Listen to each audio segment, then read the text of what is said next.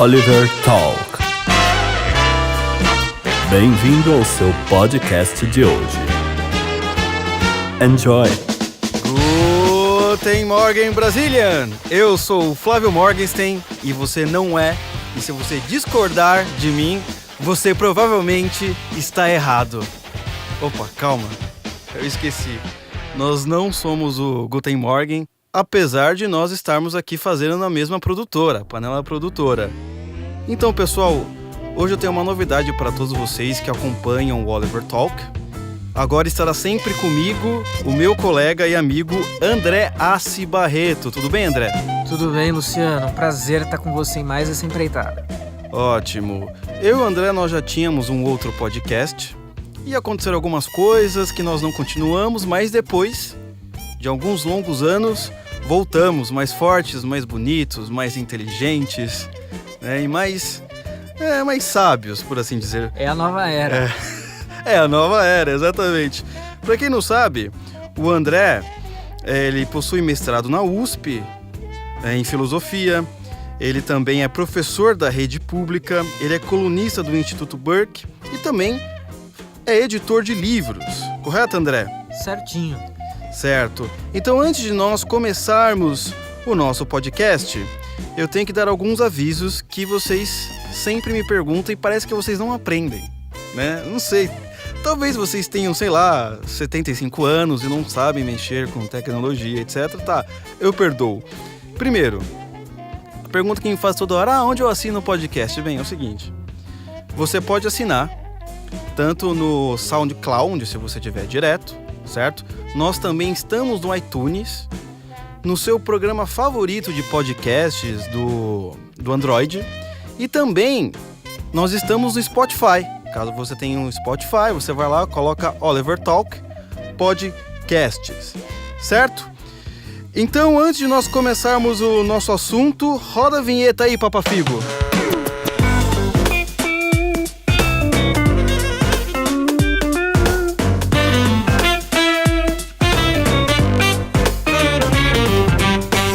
Então, André, nosso tema de hoje é perspectivas para 2019 do governo de Jair Bolsonaro. Esse governo novo que está entrando aí, que foi o que desmentiu várias análises da Folha ou de Instituto de Opinião, falando, não, o cara vai perder. Vários artistas, jornalistas e entre outras pessoas que se consideram, por assim dizer, formadores de opinião. Nós iremos aqui falar um pouco sobre alguns temas muito importantes para 2019. E a primeira delas que eu quero começar a falar é o seguinte. Jair Bolsonaro se adequou à velha política? Muitos estão falando aí do Queiroz Gate. Maia na presidência da Câmara. Maia na presidência da Câmara. E aí, André? O que você acha? Você acha que ele traiu os seus eleitores? Você acha que ele é um PT vestido de verde e amarelo? Não, eu acho que o pessoal, as pessoas elas não entendem o que é a política, então elas esperam que alguém consegue governar sem governabilidade. E claro, a gente tem que tomar muito cuidado para não relativizar tudo em nome da governabilidade. O próprio PT fez isso muitas vezes, mas existe um nível razoável disso, até onde isso pode ser feito. E uma evidência de que isso não é assim, creio eu, é a própria escolha dos ministros, né? Então, os ministros não foram escolhidos por meio de loteamento de cargos, por meio de negociata. Então, isso já é uma maneira de não se render à velha política dentro do limite possível, né? Então, algumas concessões vão ter que ser feitas em nome da governabilidade. Eu sou um cara um tanto quanto pessimista e cético. Eu já considero isso algo bom. E eu acho que tem reformas para serem passadas aí ao longo dos próximos 4 anos que jamais vão ser passadas adiante, jamais vão acontecer se não houver alguma governabilidade, alguma parceria. Então, o Jair e os demais que estão ao redor dele vão ter que encontrar meios de fazer isso sem trair os princípios, mas permitindo algumas concessões que possibilitem que as reformas sejam feitas, que certas coisas sejam alteradas. É uma espécie de jogo de xadrez. Sem dúvida. Somente esse caso da própria reforma da Previdência, que todas as pessoas discutem como é que vai ser. Você tem que ganhar votos, né? Senão, aquilo não vai para frente E o nosso querido Paulo Guedes não consegue fazer nada. Tudo bem que ele fala, não, tem outros meios. Tem meios mais difíceis do que esse ainda, né? Tem meios Os mais outros difíceis. são mais difíceis do que esse. Exatamente. Ô, Luciano, eu queria falar uma coisa que, assim, felizmente, eu acho que quem vai ditar o critério de avaliação do governo Bolsonaro, quem vai ditar não, quem já ditou é a própria esquerda. Igual eles fizeram com o governo Trump.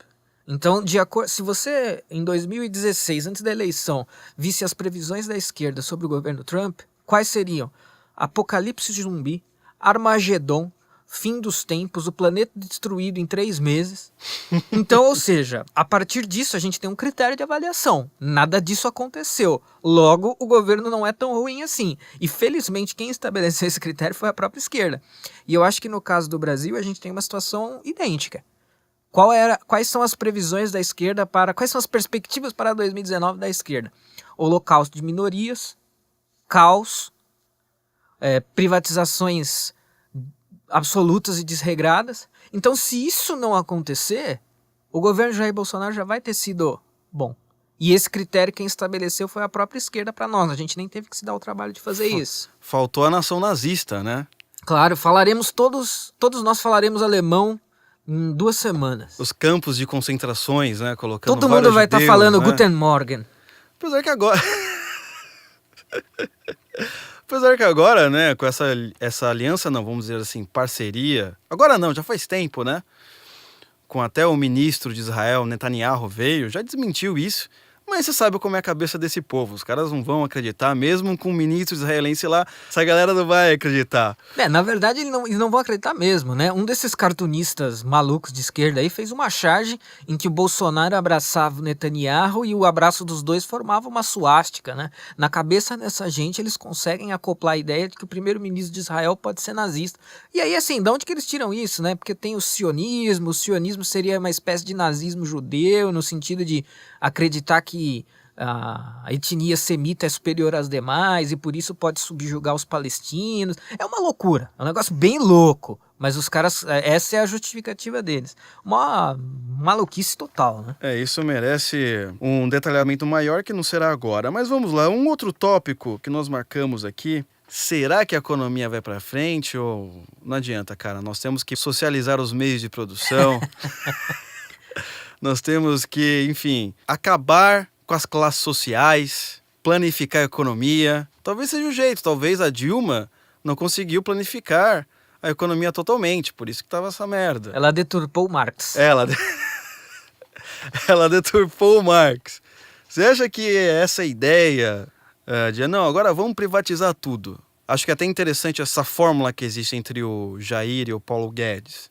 Enquanto é um liberal, pelo menos no sentido de privatizar tudo, que eu não acho que seja isso, mas vamos dizer assim, ele já é um liberal mesmo. Privatizador. O Bolsonaro, ele, para algumas coisas não, uma questão de patriotismo, etc, né? Então vamos dizer assim que eles se combinam de certa maneira. Mas aí, em relação à economia, você acha que o Brasil vai crescer? Ou esses negócios aí, a bolsa tá subindo, é só um peido? É só vantagem para os rentistas, né? Os pobres miseráveis vão continuar participando do holocausto de minoria, sendo jogados dos aviões. Todo mundo viajava de avião para Miami 2 vezes por ano, agora isso vai acabar, porque vai ser privatizado tudo. Você perguntou se eu acho que os meios de produção têm que ser socializados. Eu acho que as esquerdistas bonitas têm que socializar os meios de reprodução com a gente. Não, pera, esquerdistas bonitas, isso não existe. Olha, não, existe, tem uma ou outra existe, mas não é exceção. Se existir também, elas estão com pelo no sovaco, etc, né? Enfeiaram, infelizmente. Embarangaram. Embarangaram. Processo de embarangamento das mulheres de esquerda é um negócio incrível, né? Também a musa, o padrão de beleza é a Dilma. O arquétipo de beleza é Dilma Rousseff. Mas então, eu acredito que em termos de economia, eu acho que é um dos campos onde mais dá para melhorar e mais rápido. Agora, eu tenho com muita clareza na minha mente que a gente não pode criar expectativas altas demais. Em 4 anos a gente não vai virar os Estados Unidos, né? Podemos até virar em 50, talvez, mas em 4 sério? não. Pô, pensei que era em 4. Pois é. Então eu não sei se todos os apoiadores do governo Bolsonaro estão cientes disso. Dá para melhorar muito, dá para fazer muita coisa, dá para descentralizar muito, diminuir impostos, né, e privatizar algumas coisas. Essa ideia do privatizar tudo, ela é complicada em algum sentido. Não vamos entrar aqui no mérito dessa questão, porque acho que isso vale um podcast exclusivo, mas há coisas a serem privatizadas, como por exemplo o Banco do Brasil, a Caixa Econômica, né? Bancos estatais, isso é uma coisa maluca, né? Os esquerdistas usam, não, porque é patrimônio nacional. Bom, eu quero a minha parte então, né? A minha parte eu quero vender. Então se o Paulo Guedes quer privatizar essas coisas, eu dou um recibo e ele pode vender a minha parte. Então esse tipo de coisa dá para fazer, descentralizar, privatizar algumas coisas. Privatizar os Correios é o sonho de todo mundo, né? Todo mundo quer que os Correios sejam privatizados.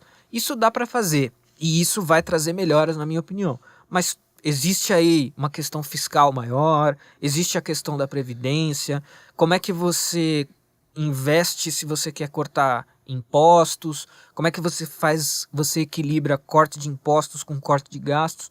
Tudo isso são questões, não existem respostas mágicas para isso. E o governo vai ter que enfrentar essas coisas e não vai conseguir melhorar e fazer algo, mas a gente não vai chegar ainda num estado de perfeição, né? Existe um tema que o Friedrich Hayek, naquele livro O Caminho da Servidão, não é nem no livro em si, introdução que ele faz, maravilhosa, que muitas vezes você não precisa exatamente privatizar, você pode abrir o mercado. Sim. Então assim, você pega os Correios, é essa porcaria que a gente conhece. Tá, tudo bem, você quer manter essa porcaria aí? Tá, mas abre o mercado. Deixa vir os outros competidores, assim como nós temos com escolas mesmo, né? Você tem escola pública e a escola particular. E também não pode formar um oligopólio, por assim dizer, né? Que nem você tem os bancos. Ah, mas tem banco privado. Mas e aí? Para entrar um banco novo é complicadíssimo. Que é nem impossível, nós vemos, virtualmente impossível. Que nem nós vemos na questão da telefonia mesmo. Não, um país do tamanho do Brasil tem 4 ou 5 operadoras. Em um paísinho lá da América Central, onde eu vi um documentário, não lembro agora o nome do país, mas menor que o meu bairro, Ipiranga, tem umas 50. Tem umas 50. Esse exemplo da telefonia ele é bom, ele mostra o bem e os males da privatização. Uhum. Privatizou, ficou melhor do que era.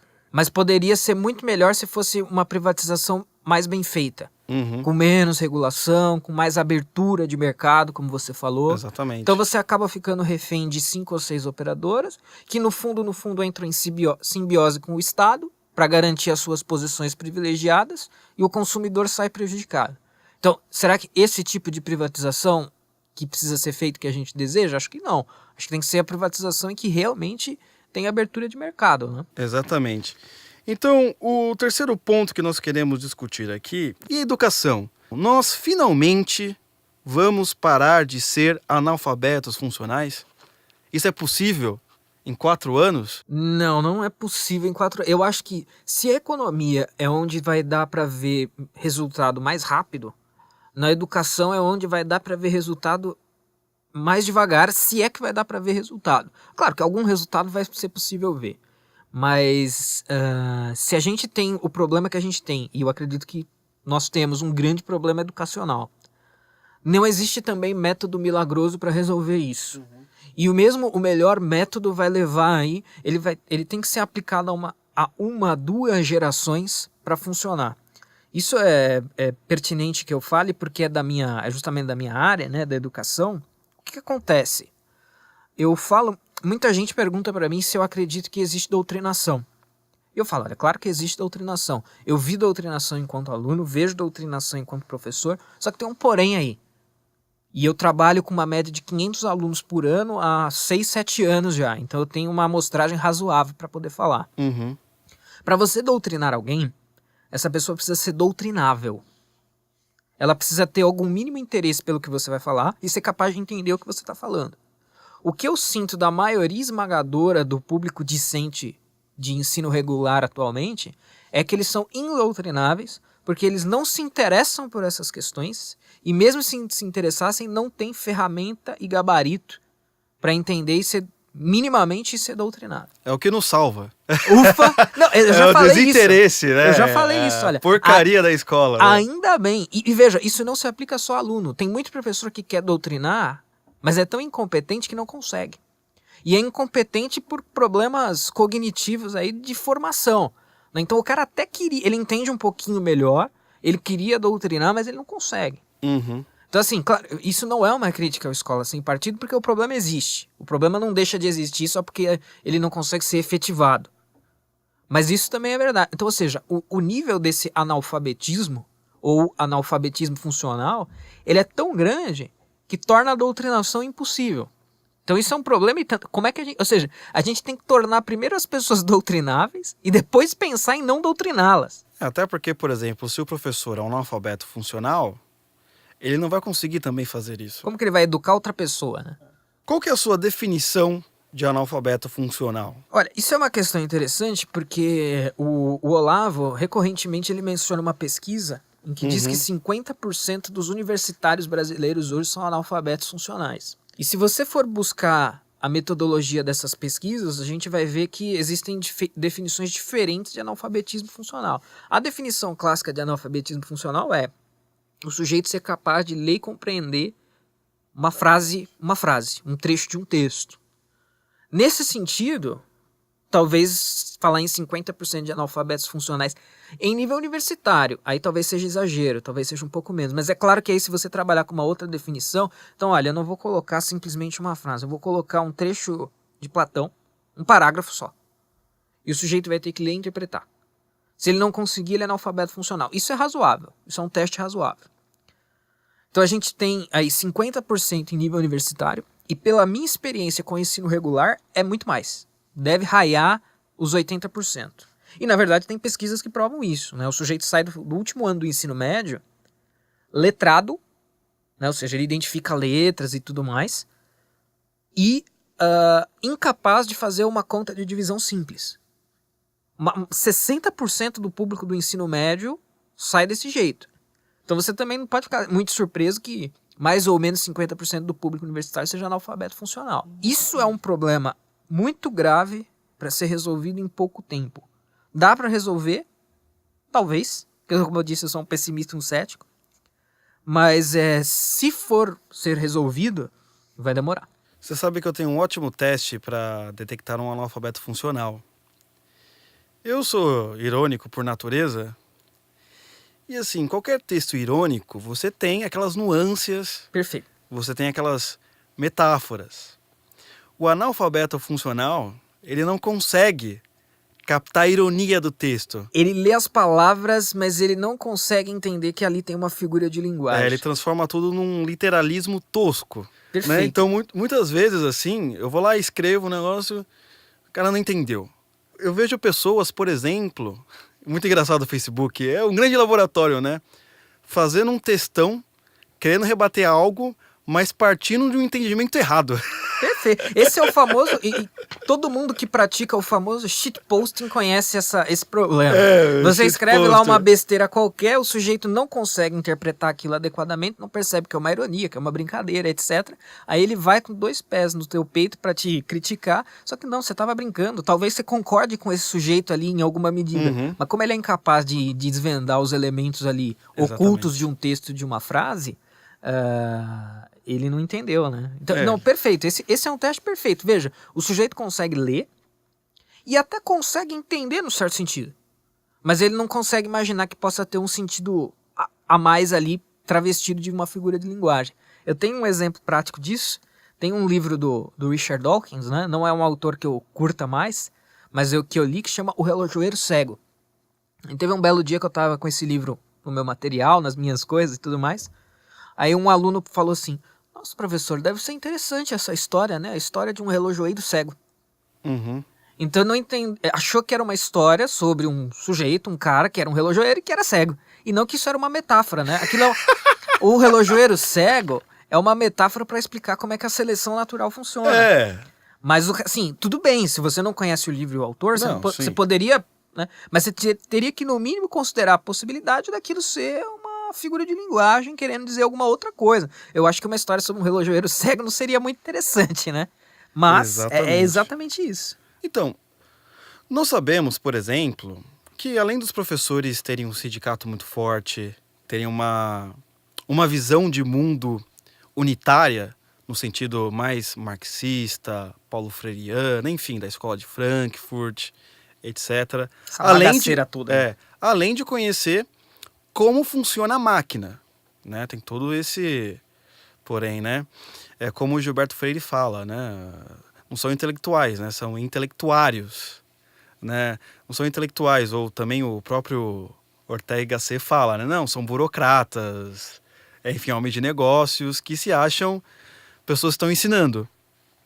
E essa galera, ela sabe como é que funciona. E nós temos um novo ministro, Ricardo Vélez, e a sua nova equipe econômica, que aparentemente, eu não sei até onde eles sabem como é que funciona exatamente tudo, não sei como eles sabem combater, porque uma coisa a gente sabe, os caras são bons na técnica, na aplicação, em como oferecer as melhores ferramentas para ensino e educar as crianças, os adultos e os jovens. Mas como eles vão conseguir espalhar esse novo modelo de ensino num sistema que está todo dominado por esquerdistas, por assim dizer? Boa pergunta. Acho que essa é a pergunta de $1 milhão, né? Exatamente. O Ricardo Vélez, ele é um cara muito competente do ponto de vista intelectual. Isso acho que é inegável. Agora, como que ele vai enfrentar esse problema, uma classe unida em torno do que não é bom, né? Eu posso falar disso tranquilamente, porque eu trabalho com isso e eu sou... Entre grupos de professores, eu sou um infiltrado, né? Uhum. Eu sou um peixe fora da água, uma exceção do ponto de vista ideológico, né?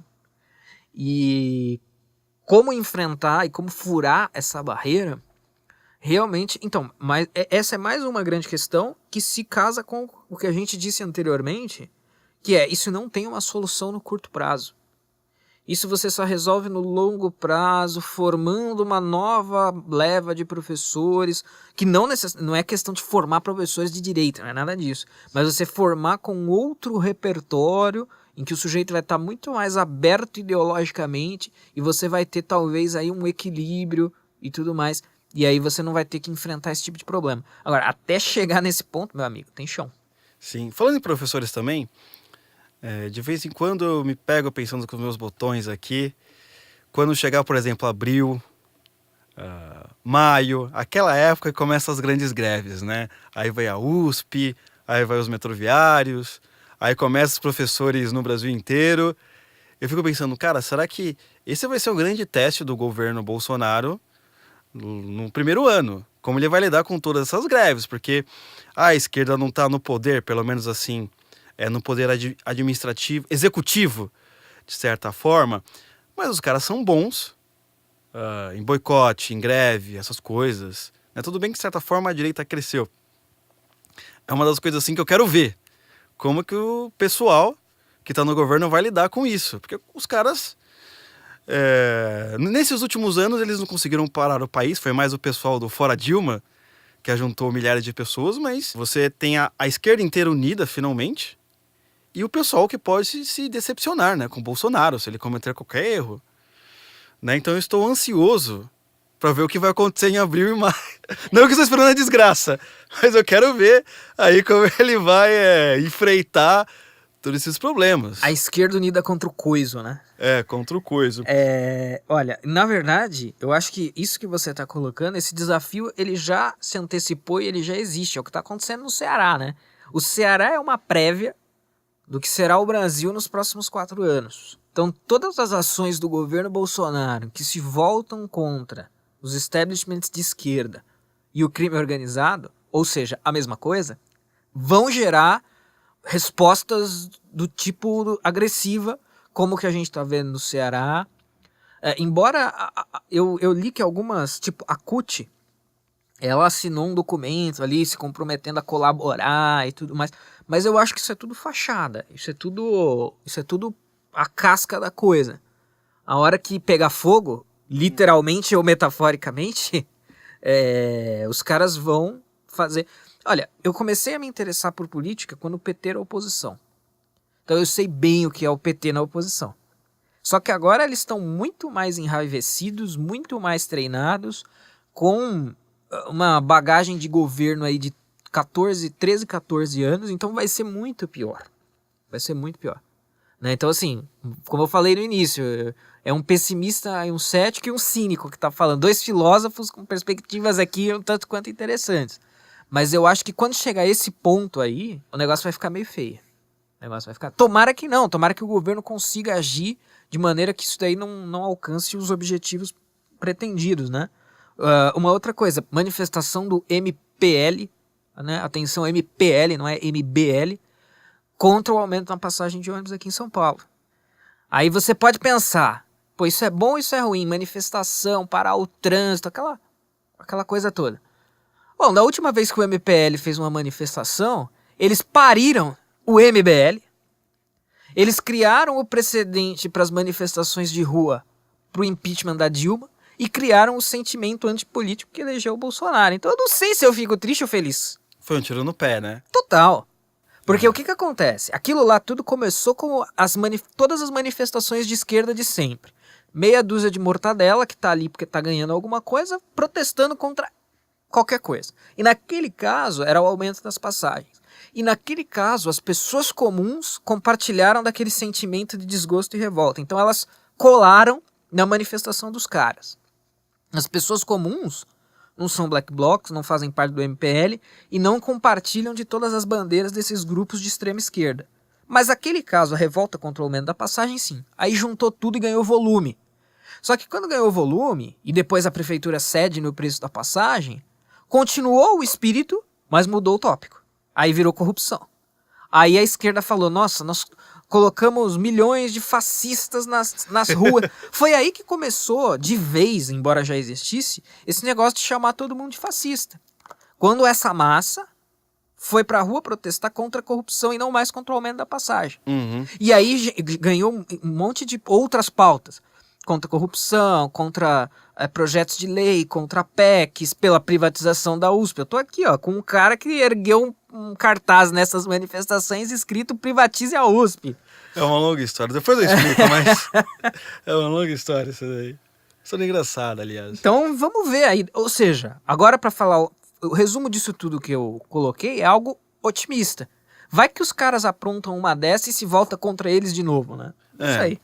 Agora, eu sei que o nosso tempo tá estourando, mas aproveitando que a gente falou do Ceará, e aí? E a parte da segurança? Que é também um dos maiores problemas do Brasil, né? 60 mil assassinatos por ano, né?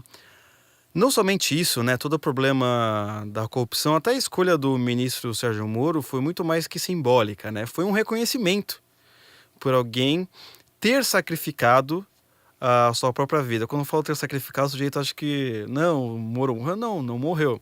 É o que você imagina. Você prender alguém como Lula, é óbvio que você não pode ir mais na padaria comprar um pão, porque pessoas vão querer te matar, enfim, várias estratégias, né? Ele sempre conta casos, assim, quando os juízes enfrentavam a máfia italiana, né? Então os caras são malucos. Então agora abandonando uma carreira de mais de 16 anos como juiz e indo pro governo Bolsonaro. E assim, eu imagino a confiança dele, porque assim, se cair em corrupção, se o Bolsonaro, por exemplo, cair em corrupção e, por exemplo, o PT voltar, Sérgio Moro, vão cortar a cabeça dele. As massas, quando estão furiosas. Guilhotina para Sérgio Moro. Guilhotina para Sérgio Moro. Mas é um homem, assim, admirável. Não, sem dúvida. Olha, veja, eu acho que você colocou aí uma possibilidade. Se a coisa degringolar e for rumo ao impeachment, é o que eu acabei de falar. As manifestações do MPL culminaram na eleição do Bolsonaro. Mas é isso aí, pessoal. Vamos para o nosso próximo bloco de recomendação de livro. Então, coloque nossa vinheta aí, Papa Figo.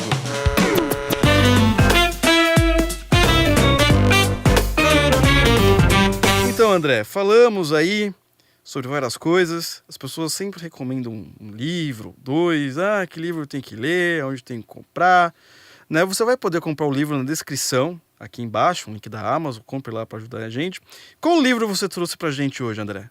Olha, eu acabei de ler o livro Dangerous, O Maior Perigo é a Censura, do Milo Yiannopoulos, né? O ativista conservador, uma figura um tanto quanto curiosa, né? Acho que a maioria deve conhecer. Eu fui uma das primeiras, não sei se foi a primeira, porque eu não fui conferir isso, mas eu fui uma das primeiras pessoas a falar do Milo Yiannopoulos no Brasil. Eu assisti lá os debates, os primeiros debates dele, e ele eu o classificaria como um herói da liberdade de expressão. Ele se envolveu em algumas polêmicas e tudo, mas não vamos comentar isso. Mas ele é um herói da liberdade de expressão. A liberdade de expressão é um tema que é muito importante para mim. E é um tema muito negligenciado no Brasil, porque não é um dado cultural nosso, essa defesa da liberdade de expressão. E nesse livro ele explica um pouco porque é importante defender a liberdade de expressão, e ele fala um pouquinho sobre militância para conservadores, né? Como os conservadores não podem ficar apenas nos clubes de debates, com gravatas, debatendo e refutando a esquerda, porque no campo de uma guerra cultural e política maior, isso não necessariamente se traduz em vitórias políticas, né? É preciso guerrear a guerra da cultura e existem meios de vencê-la com mais facilidade. E ele aborda tudo nesse livro aí. Eles mantiveram o título original, né, o Dangerous, o maior perigo é a censura, e ele aborda todos esses tópicos, e uma das coisas mais curiosas que ele aborda no tópico é uma série de palestras que ele fez em universidades americanas em que ele se auto-intitula a Bichamar. Palestras da Bichamar por universidades pelos Estados Unidos.